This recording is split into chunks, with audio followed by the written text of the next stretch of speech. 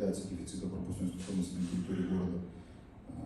Марха, Покровский тракт, Пригородный, вот эти соты, которые не имели возможности подключиться к газу, они сегодня эту возможность получили.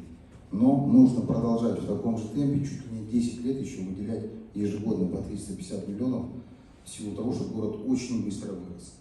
Опять же, вот те сети, которые газификация города там 50 лет тому назад была сделана, многие сети, они с тех пор были рассчитаны под один уровень роста города. Город за 20 лет вырос в 2 раза.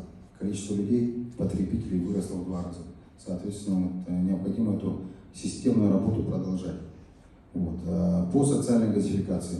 Социальная газификация, весь наш план 100% выполнен. Тот объем, который колоссальный, казалось, по городу Якутску, есть там порядка 1000 домов, мы сделали. Значит, по вопросу энергетиков. Пользуясь случаем, поздравляю всех работников, всех энергетиков по образованию, по профессии своих профессиональным праздником, безусловно, очень важной профессии. Значит, с точки зрения, в принципе, аварийных отключений. В 2021 году ЕДС зарегистрировал чуть меньше, там 972, по-моему, аварийных отключений по городу Якутску. В 2022 году 542, по-моему. Порядок цифр такой. То есть почти в 2 раза меньше было аварийных отключений, допущено в 2022 году. Это достигается за счет того, что было правильно реализованы ремонтные программы, инвестиционные программы ресурсоснабжающих организаций.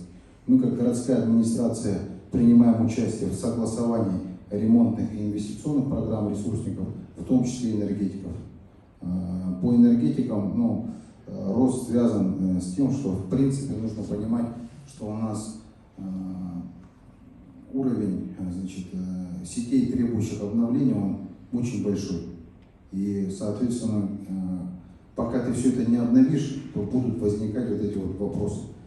Отрадно то, что в целом, если посмотреть не только энергетиков, но и всех ресурсов, тепло, газ, вода, то почти в 2 раза сократилось количество аварийных отключений. Мы будем продолжать в том же ключе работать, и внимательно изучать инвестиционные и ремонтные программы, при согласовании вносить предложения от того, где мы видим узкие места и большее количество обращений со стороны граждан. А по мосту? По мосту.